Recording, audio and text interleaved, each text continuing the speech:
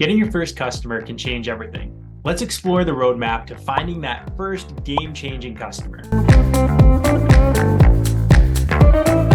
Welcome, entrepreneurs. Today we're going on a journey. Destination is your first customer. Let's dive into 8 essential strategies that can help you land your first customer for your small business. Strategy number 1, I'm going to call it the list.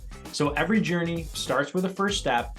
Your first step here is going to be to jot down potential customers. So that's it, brainstorming and writing a list of who you think can be a potential customer for your business. If you're doing a B2B business, write down businesses that would be your ideal customer. If you're doing B2C, so business to consumer, think about people in your local market. Who is that specific customer? If you have a different style business, maybe do a persona mapping. So just draw up, what does your customer look like, behave like, really detail out who that person is, imagine them, right? Now, also remember the people you've spoken to, those you've met, or anyone who's shown a hint of interest in your business. Write that whole list down. Those can be the prospects that you target initially for your business. Number 2, let's talk about referrals. They are the dominoes of the business world. So one good word can lead to another. So don't hesitate. Ask your friends, ask your family, ask acquaintances. The results might surprise you.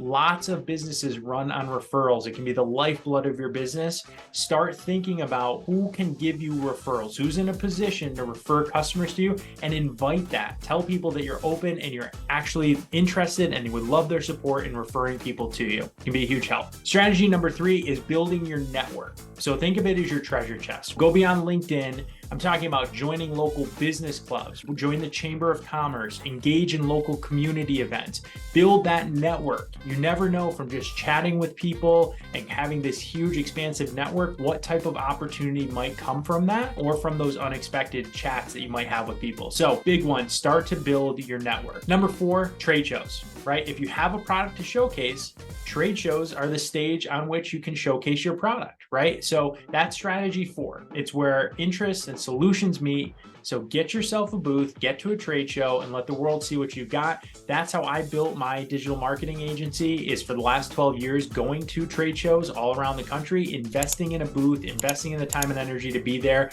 And we have over 2,000 customers across the country now. Get yourself a booth at a trade show, exhibit, drive traffic to your booth. That's how you can start to get the word out about your business. Strategy number 5, industry events. So knowledge isn't just the only thing you can gain from an industry event. Attend them, mingle, create connections. It's our 5th strategy for a reason. You can find a way to have your next collaboration. It could just be a handshake away. Industry events are great just for getting to know others who have your type of business, what they've done to be successful. You could form strategic partnerships. You could learn the thing that you need to about how people get customers in your industry, right? So industry events, don't undervalue them. That's where everybody who's doing the same types of things you're doing gets together to learn and grow. Number 6 is partnerships. Brings us perfectly into that. Find businesses that align with yours. Not as competitors, but as complementary businesses, as allies. And then together you can create something special, right? So one I always use is maybe a local vet and a local pet supply store